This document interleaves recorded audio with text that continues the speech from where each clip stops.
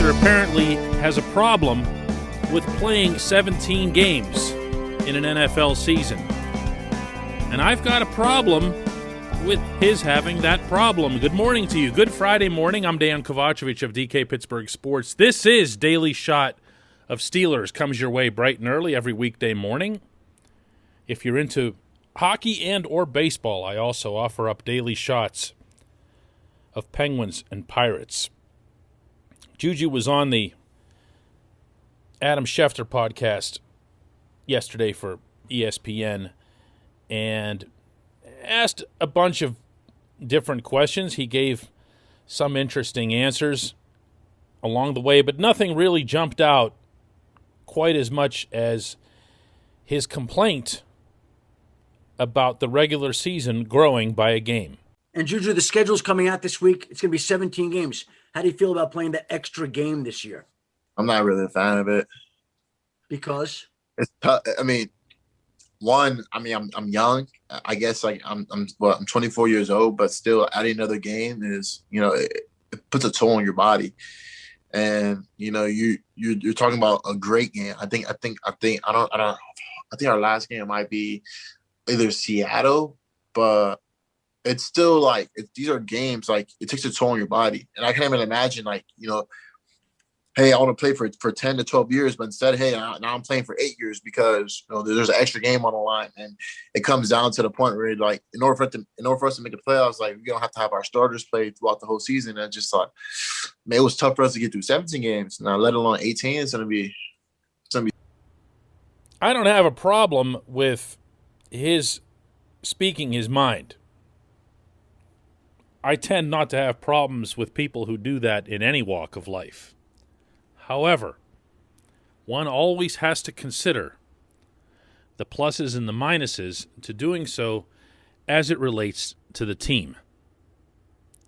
And where the Steelers are concerned, we're talking about years now of having grossly underachieved, fading, collapsing really when you get to what happened in 2020 as the season wound down to a close. And there has to be, I believe, a uniform message implemented not only by the head coach, but also by the team's leadership, meaning not JuJu, that there isn't going to be any kind of complaining or bringing up about how long and miserable this schedule is and how one extra week is going to shorten somebody's career by 4 years, as JuJu said, that he expected to be in for 12 years, and now he's going to be in for 8 years because of one extra game. This has to be stamped out in the most emphatic way possible. I'll say it again. As soon as you mentioned, by the way, JuJu's name, it's just an instant radioactive reaction from some. Oh, you're pro-JuJu. Oh, you're anti-JuJu. I'm not either of those things. I'm talking about this specific stance, and I'd be saying the same thing right now if it was the long snapper. Because you can't have it. You can't have it. Mike Tomlin's not going to stand for it. I can tell you that unequivocally. I wish Tomlin was for once available after the schedule release. Now, granted, this would be a very short and to-the-point press conference, but at least you'd have it on the record that we do not care who it is that we play, how tough the schedule is down the stretch, or any of that other stuff, or the extra game. And you'd also have him addressing this idea of dreading attrition, of dreading injuries. This is not the way you talk in a successful locker room. That's not coming from me. Trust me on that. I've spent a lot of my years in these places, and I know how they talk. And they, meaning most football players, particularly the veterans, want nothing to do with this sort of thing. Cam Hayward and Joe Hayden both put out really strongly worded tweets about not complaining about the schedule. Now, they were referencing the caliber of the opponents, but I also didn't see them pop up after the fact and say, hey, what's with this extra game? As if it just showed up. What if we get hurt? Maybe we need some other people to take some of our playing time. You just can't have that.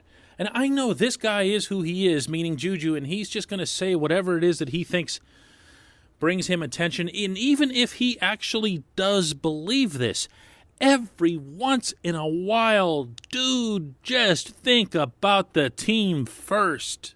You know? This portion of Daily Shot of Steelers is brought to you by the personal injury law firm of Luxembourg, Garbett, Kelly, and George. They help people who've been hurt in car accidents, who need assistance with workers' comp, who filed medical malpractice claims. The attorneys at LGKG are super lawyers. That's an official designation, capital S, capital L, super lawyers for over 15 years.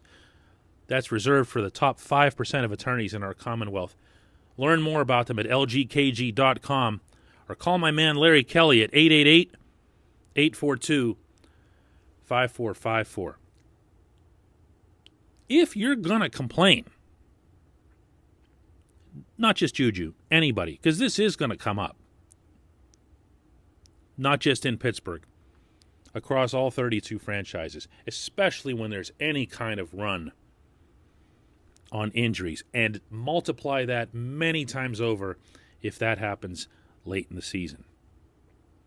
And when it does, I really hope that these players reflect for at least a millisecond on the fact that they ratified this thing. They voted in favor of it. The NFL Players Association operates with a lot of built-in shortcomings compared to other sports. Players know their careers have the shortest lifespans. More than half of everyone in an NFL locker room is convinced that the season that they're currently playing will be the last that they play in the league.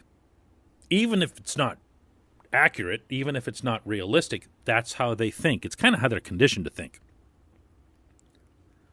So they don't get into long-term this or that thought processes as it relates to labor relations.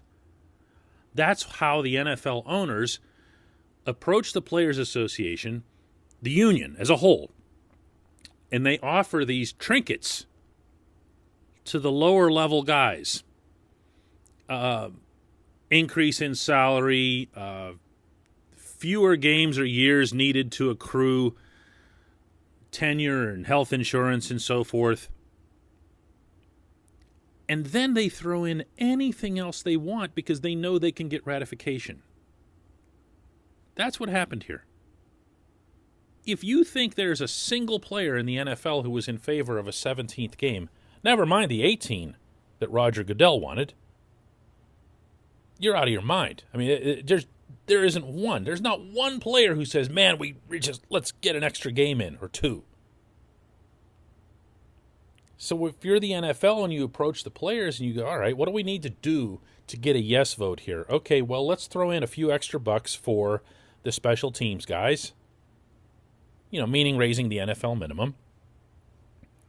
And let's cut a week of preseason because everybody hates preseason, when in fact, ironically, the additional preseason game offers the lower level guys that much more of a chance to impress management, but I digress. And they get what they want. If JuJu wanted to file publicly a meaningful complaint on this subject, he'd bring up some of this stuff, but then that would take uncommon awareness, not to mention uncommon courage. For anybody, not just for him. But what the Steelers need to take care of, and again, principally Tomlin, but also guys like Hayward and Hayden, who've already piped up on this subject, is they need to purge this discussion immediately. Because the team that's thinking about this kind of stuff in mid-May, my goodness, imagine what they'll be discussing in mid-November if things aren't going well, and they're looking ahead at that schedule down the stretch with all those Ravens and Chiefs and everything else going on. That is a lose-lose proposition. When we come back, just one question.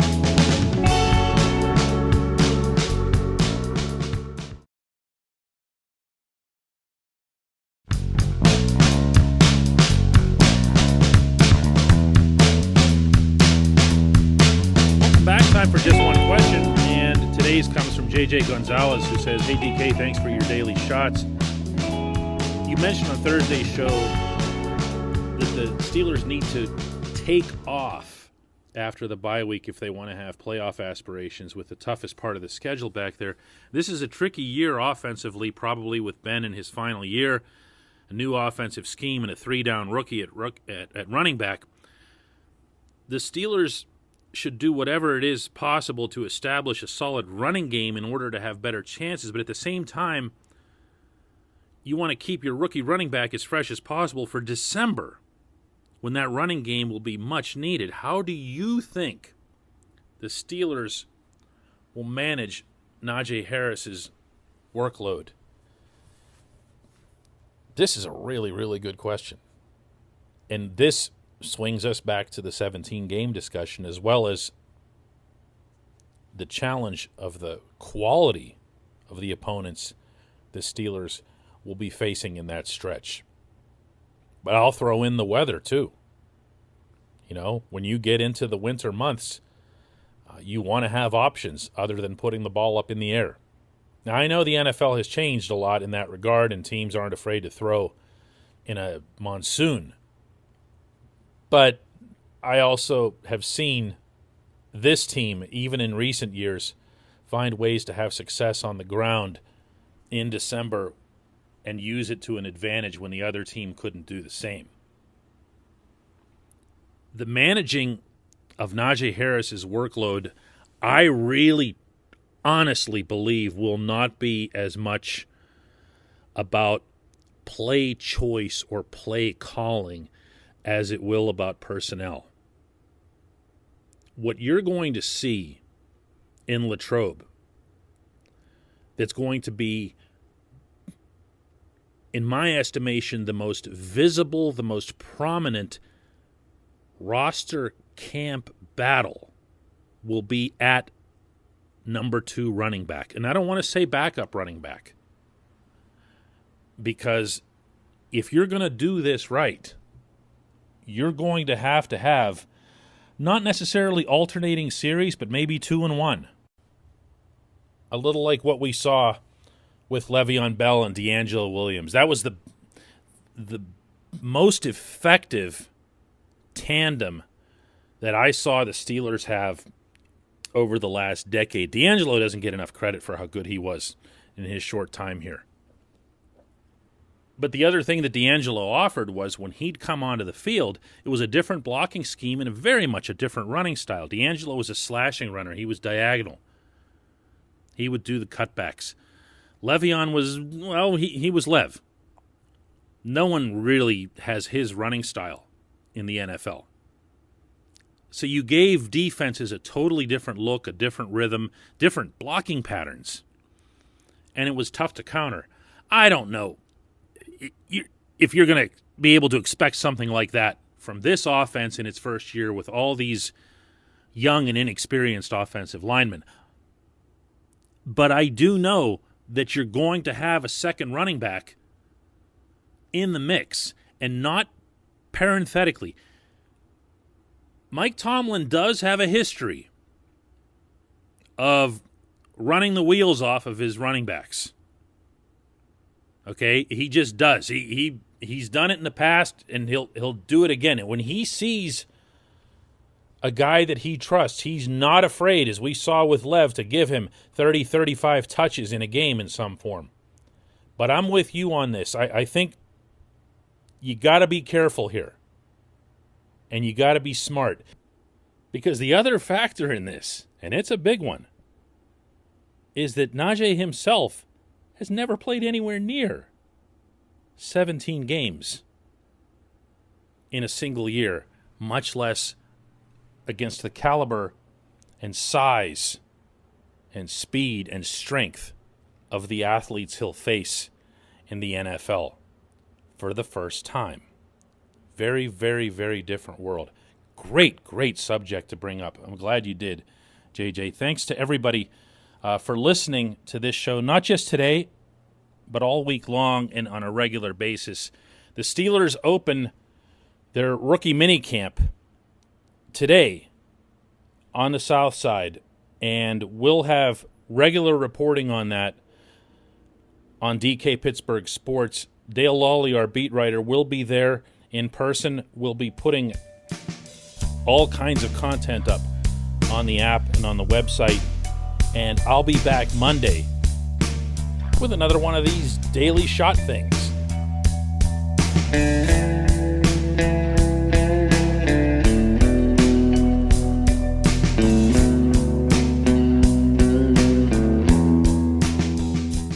Downtown Pittsburgh, they understand there's no substitute for real-world experience and career-building connections. Their innovative curriculum engages students with distinctive experiential learning opportunities. Point Park's pioneering co-op program empowers qualified students to work in full-time, paid positions with their corporate partners while earning college credits. Visit pointpark.edu/works to learn more. Career ready. That's the point. Point Park University.